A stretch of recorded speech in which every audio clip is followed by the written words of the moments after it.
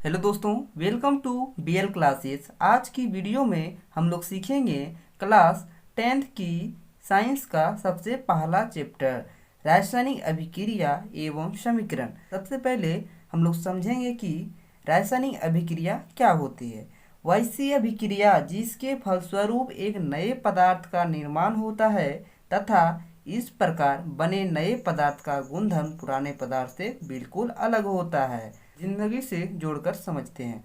मान लीजिए कि आप खीर बनाते हैं, तो खीर बनाने के लिए किन किन पदार्थों की आवश्यकता होती है? चावल और दूध और चीनी। तो उससे जो बना खीर वह नए पदार्थ हो गया, और पुराने पदार्थ दूध चावल और चीनी से जो खीर बना उसका स्वादिष्ट में क्या होगा? परिवर्तन हो गया। तो उसी प्रकार इस प्रकार बने नए पदार्थ का गुणधर्म पुराने पदार्थ से बिल्कुल अलग है, बिल्कुल अलग होता है। पहला एग्जाम्पल है C+O2। कार्बन प्लस O2 को रिएक्शन कराएंगे तो क्या बनेगा? CO2। और दूसरा एग्जाम्पल है H2+O2। हाइड्रोजन प्लस ऑक्सीजन को रिएक्शन करेंगे तो क्या होगा? H2O। और भी एग्जाम्पल है। अब हम लोग समझते हैं रासायनिक अभिक्रिया के अभिलक्षण। जो रासायनिक अभिक्रिया जो हुआ उसका कुछ न कुछ अभिलक्षण तो होगा। ये कैसे जानेंगे क्या रासायनिक अभिक्रिया हुआ या नहीं हुआ? सबसे पहला अभिलक्षण है कि ऊष्मा निकलना। जब अभिक्रिया होगा तो ऊष्मा निकलेगा या ऊर्जा मुक्त होगा या गैस का निकलना या उत्सर्जन। और चौथा है रंग में परिवर्तन। और पांचवा है अवस्था में परिवर्तन होगा। इन पांचों अभिलक्षण रासायनिक अभिक्रिया होगा तो यह देखने को मिलेगा। पांचों अभिलक्षण में कोई भी अभिलक्षण दिखा तो समझ जाइए कि रिएक्शन हो गया। हम लोग रासायनिक अभिक्रिया पढ़ लिए, और भी पढ़ेंगे रासायनिक अभिक्रिया के प्रकार। अब रासायनिक समीकरण को समझते हैं। रासायनिक समीकरण क्या होता है? रासायनिक अभिक्रिया में भाग लेने वाले विभिन्न तत्वों को उनके संक्षेप रूप में लिखना ही रासायनिक समीकरण कहलाता है। जैसे C+O2 CO2, H2+O2 H2O। रासायनिक समीकरण के दो भाग होते हैं। सबसे पहला अभिकारक, दूसरा उत्पाद। अभिकारक जो अभिक्रिया में भाग लेते हैं उसे अभिकारक कहते हैं। जो अभिक्रिया होने के बाद जो नए पदार्थ का निर्माण होता है उसे ही उत्पाद कहते हैं। चलिए इन दोनों की परिभाषा को समझते हैं। सबसे पहला एक स्टार मार के आप लोग यह लिख लीजिएगा कि समीकरण में प्रयोग किए जाने वाले तीर का निशान अभिक्रिया की दिशा को दर्शाता है। जैसे एग्जाम्पल है H2+O2 H2O। इसमें संतुलित किया गया है इस रासायनिक अभिक्रिया को। और दूसरा एग्जाम्पल है Ca+CO3 को रिएक्शन से टूटा तो क्या हो गया? CaO+CO2।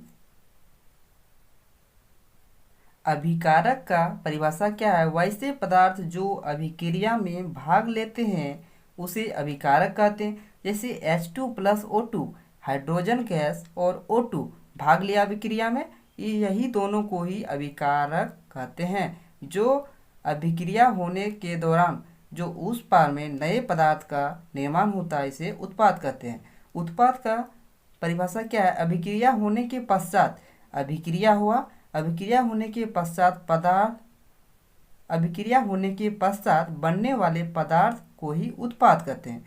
इसे क्या कहते हैं? उत्पाद कहते हैं। जैसे C+O2 CO2 ये क्या हो गया? अभिकारक, और जो बना अभिक्रिया करके वह उत्पाद बन गया। अब हम लोग पढ़ेंगे रासायनिक अभिक्रिया के प्रकार। रासायनिक अभिक्रिया मुख्यतः 10 प्रकार के होते हैं, और भी होते हैं। उसको पढ़ने के लिए 11th और 12th में और भी पढ़ा जाता है। इन 10 को देखकर घबराना नहीं है, बस बहुत ही इजी है उसे याद करना। सबसे पहला है संयोजन अभिक्रिया। इसके विपरीत है वियोजन अभिक्रिया। ये दो अभिक्रिया हो गया।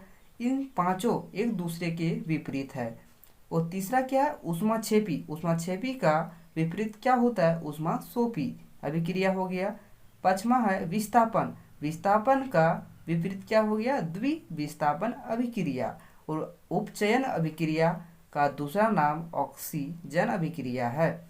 और आठवां है अपचयन। उपचयन का विपरीत अपचयन, इसे अनाऑक्सीकरण अभिक्रिया के नाम से भी जाना जाता है। और नौवां है रेडॉक्स अभिक्रिया। और 10वां है अवक्षेपण अभिक्रिया। इन 10 को आप लोग 5 बार पढ़ लीजिए। तब चलिए हम लोग वीडियो आगे चलते हैं। मैं आशा करता हूँ कि आप लोगों को इन 10 याद हो गया होगा। चलिए, सबसे पहला रिएक्शन है संयोजन अभिक्रिया। अब हम लोग समझते हैं संयोजन अभिक्रिया। संयोजन अभिक्रिया बहुत ही आसान है।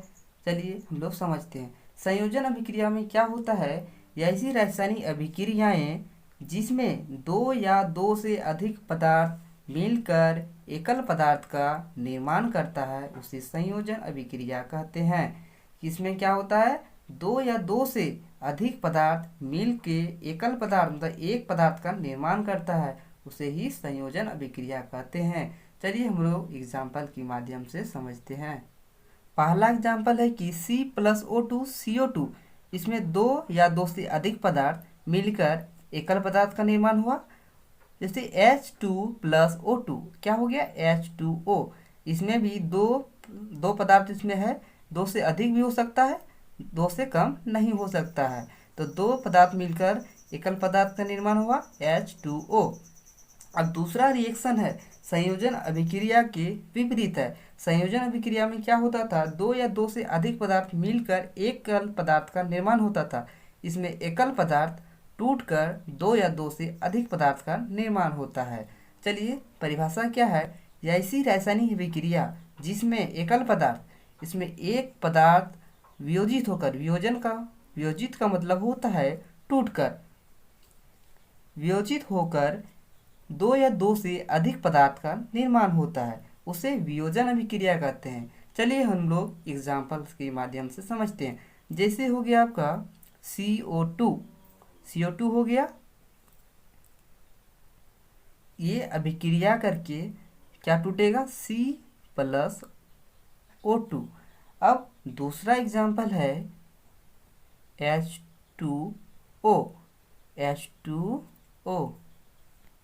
इस पे विद्युत देने पे ही टूटेगा। तो क्या टूटेगा, H2+O2 मतलब हाइड्रोजन गैस और ऑक्सीजन में टूट जाएगा। तीसरा अभिक्रिया है ऊष्माक्षेपी अभिक्रिया।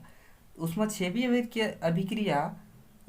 अभिक्रिया क्या होता है, वह रासायनिक अभिक्रिया जिसमें ऊष्मा तथा ऊर्जा उत्पन्न होती है उसे ऊष्माक्षेपी अभिक्रिया कहते हैं। जब अभिक्रिया होता है तब ऊष्मा तथा ऊर्जा का उत्पन्न होता है, उसे ही ऊष्माक्षेपी अभिक्रिया कहते हैं। जैसे एग्जाम्पल हो गया CH4+O2, यह दोनों अभिक्रिया करके CO2+H2O+ ऊष्मा का निर्माण होता है। और दूसरा C6H12O6, किसका फॉर्मूला है, ये ग्लूकोज का है। जब ये टूटेगा तो Cl2+H2O+ ऊर्जा का टूटेगा तो ऊर्जा का निर्माण होगा। ऊष्माक्षेपी अभिक्रिया में क्या होता था, ऊष्मा और ऊर्जा का उत्पन्न होता था। और ऊष्मासोपी अभिक्रिया में क्या होता है, ऊष्मा का क्या होता है, अवशोषण होता है। उसमें क्या उत्पन्न होता था, इसमें अवशोषण होगा। चलिए परिभाषा क्या है, ऐसी रासायनिक अभिक्रिया जिसमें ऊष्मा का अवशोषण होता है उसे ऊष्मासोपी अभिक्रिया कहते हैं। जैसे H2O जल हो गया आपका, जल को क्या ऊष्मा देंगे तभी जल को ऊष्मा देंगे तब हाइड्रोजन गैस और ऑक्सीजन में टूटेगा। इसी प्रकार CaCO3 को क्या करेंगे, ऊष्मा देंगे तो CaO+CO2 में टूटेगा। पांचवा अभिक्रिया क्या है, विस्थापन अभिक्रिया। विस्थापन अभिक्रिया क्या होता है, चलिए इसके पहले परिभाषा को समझते हैं, इसके बाद जिंदगी से जोड़ के समझेंगे। जैसी रासायनिक अभिक्रियाएं जिसमें धातु के लवण विलयन में अधिक क्रियाशील तत्व कम क्रियाशील तत्व को विस्थापित कर देते हैं या हटा देते हैं उसे विस्थापन अभिक्रिया कहते हैं। मान लीजिए, चलिए हम लोग जिंदगी से जोड़ के समझते हैं विस्थापन अभिक्रिया। मान लीजिए कि कोई बस कहीं जा रही है, वहाँ पे एक पतले दुबले व्यक्ति बैठे हुए हैं, पूरा बस फुल है, और फिर कोई यात्री आया, मोटा तगड़ा, और मान लीजिए कि वो पावरफुल व्यक्ति है। तो वह व्यक्ति आया और क्या करेगा, वो सबसे पहले कमज़ोर व्यक्ति को वह उठाने का प्रयास करेगा। तो वह क्या करेगा, आएगा, वो पतले दुबले को धमकाएगा, वो आएगा और पतले दुबले व्यक्ति को बोलेगा उठो। तो वह डर से तो ही उठ जाएगा, वो क्योंकि वो पहलवान व्यक्ति है, उसके पास ताकत है। तो पतले दुबले के पास क्या है, ताकत नहीं है, पावर नहीं है, इसीलिए तो वह उठ गया। तो इसी तरह विस्थापन अभिक्रिया में तत्व के साथ यही घटना होता है। मान लीजिए यही घटना होता है। जैसे CuSO4 एग्जाम्पल है, CuSO4 plus Na2SO4 plus Cu। यहाँ पे कॉपर की जगह क्या हो गया, Na2, मतलब कॉपर कम क्रियाशील तत्व है और NO2 अधिक क्रियाशील तत्व है, इसीलिए तो तत्व विस्थापित हो गया। तो कॉपर यहाँ पे आ गया और कॉपर की जगह Na2 हो गया और Na2 की जगह कॉपर हो गया। आई होप वीडियो अच्छा लगा तो अपने दोस्तों के साथ शेयर कीजिए।